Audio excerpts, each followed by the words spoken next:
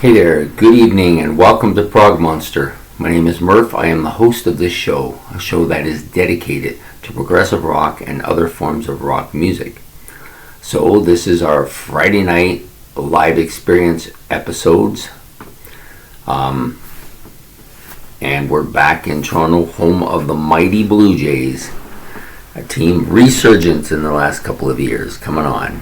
No, this is not a baseball thing. This is my rock and roll live experience, and today we're doing my band Rush, and this, for those of you looking to see what it is, this is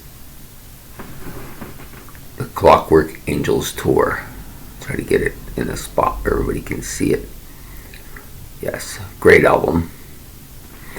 Actually, this was purchased a long time ago for me, and I don't even remember who got it. Comes with a booklet, Clockwork Angels booklet. A shot of Neil there, and then the other two guys, the legendary bassist Geddy Lee and Alex Lifeson on guitar. This comprises Rush, as you all probably have guessed already. So this particular disc, CD that was given to me years ago, comes with 3 albums. 3 album discs. So you have disc 1, or the white disc as I call it. Can you see that? Yep. Then you have, I got these in the right order. I think this is it. I think this is, let me put on my glasses so I can make sure I get these in the right order, because I think I had them in there in the right order, but I may not have. Yeah, I think that's the right one, but just let me take the other one out so I can see it. Yep. So then we have this, the red disc I call it, and then lastly the black disc, Rush. So it comes with it's a 3-disc set, and I have not this album was given to me before I got serious about taking care of my albums, and this one isn't in the best of shape. So I just wanted to show you the concert scene. There it is, 3 of them. So it comes with a list of dates. Now, not in the book, but if you were to go and dig up it on the internet, you would see that it gives a list of the dates of the concert. It was a 35 city tour, leg 1 and 2 across North America, and I'm just looking for, it doesn't give it, but that's okay. We will muddle through, or maybe we won't. Let me try this again. I was sure that this gave me a list of the stuff. You would think they would, anyways. It seems like a standard thing to ask. Boy, I'm struggling mightily with this thing, though. Okay, let's see. I know it was in the. I know I had the list in front of me. Now, whether it was in the book or whether I had gotten it off of the internet, that part I'm not too sure about, but we'll know in a minute. And if it is, I'll be starting this whole thing over again. I was wrong. It's not in the book as I thought it was. Oh no, I'm wrong. Here we are.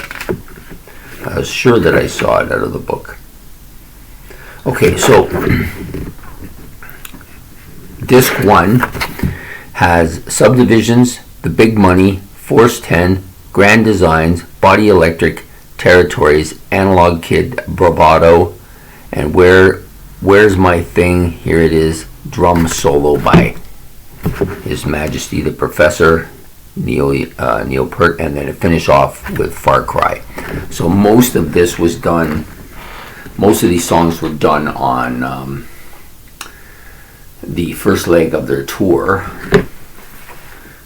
And I've listened to this particular disc probably more than the others. I'm not really sure why. I think because it's the first one, and that's generally how it works with me.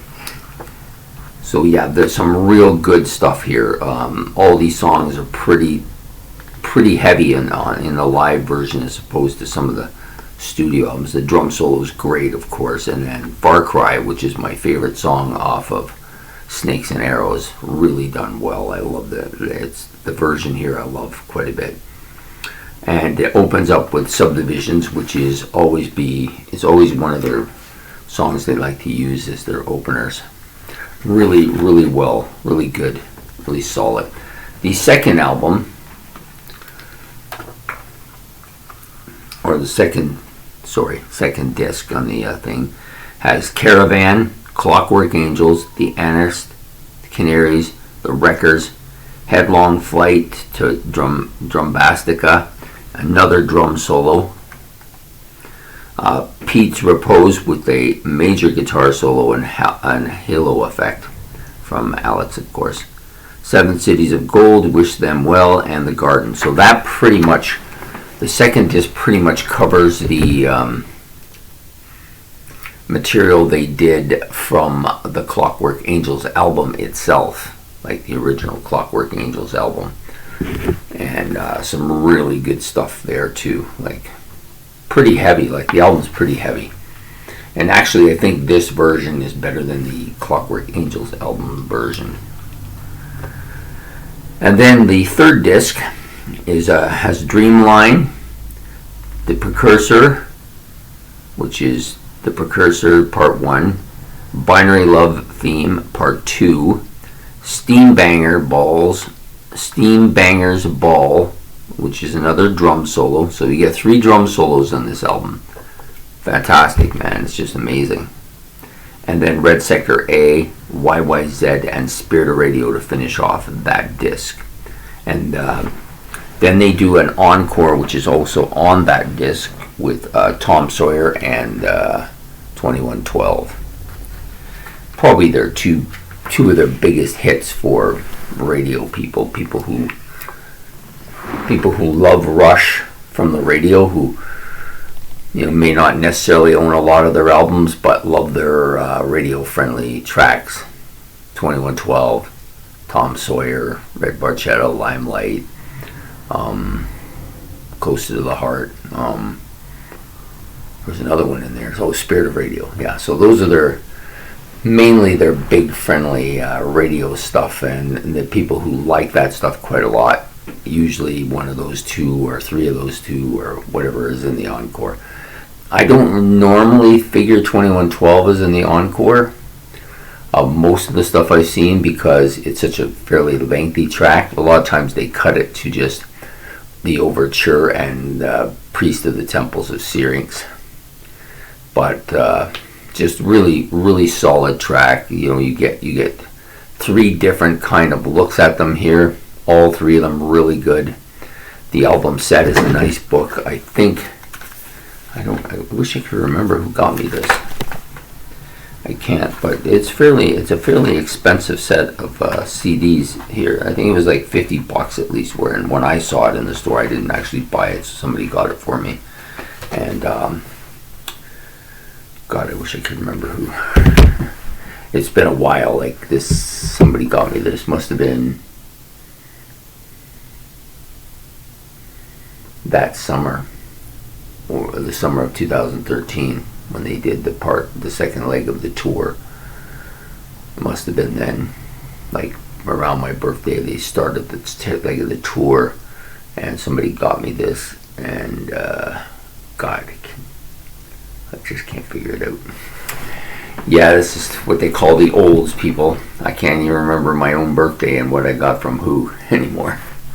Anyways, it's a great album for if you're looking for something live. And Rush has a lot of really good live albums. This just happens to be the one that I have from the club, from their final album tour, Clockwork Angels. They do have lots of different tours for a lot of their different albums. I think they might even have a group of live albums for those tours as well.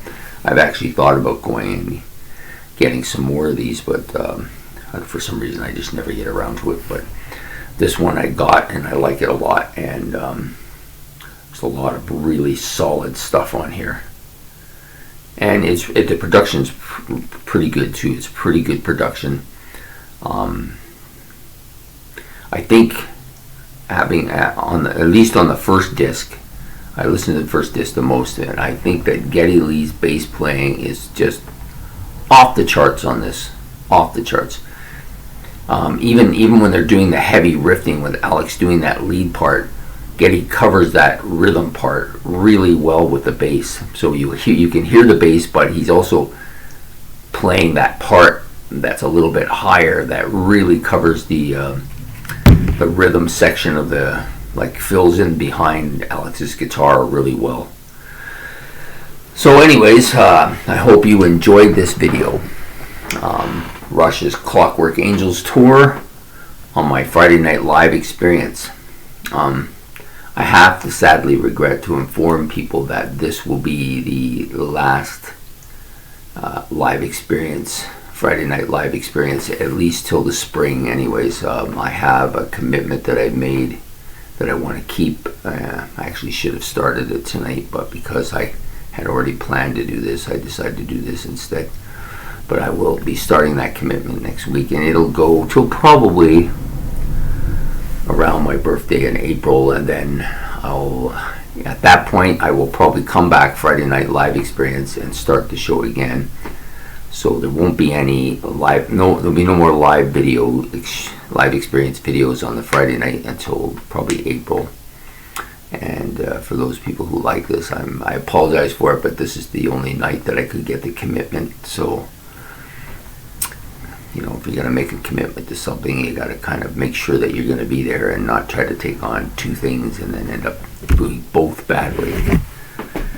Anyways, the other thing that you'll hear from my announcement on this week, which will come out on Sunday, I'm also expanding Ben's album challenge for the winter, and probably as long as I'm enjoying it and for as long as Ben wants to continue to do it. But it'll be going to every week now. We'll be doing a new album every week. So I look forward to taking on that challenge. That's been actually one of the more exciting shows to do. Puts a little pressure on me to get stuff done, but he's given me some really interesting albums, I have to say, of the collection. And even with the little bit of confusion between the Angels thing, actually turned out well because I liked both Angels quite a bit. And not to mention that it was kind of fun to do both of them. But anyways, I don't want to get too far off track here. I just wanted to thank everybody who watches this Friday Night Live experience. It's fun to do. It's just can't be in two places at once. So I decided, for at least for the winter months, because I'm going to be committed to this, I will give the live experience a little holiday for a bit, we'll call it, and we'll be back in the spring to do more. So at any rate, I again hope that you please like and subscribe. It's much appreciated, and we'll be back tomorrow morning with our regularly scheduled 10 a.m.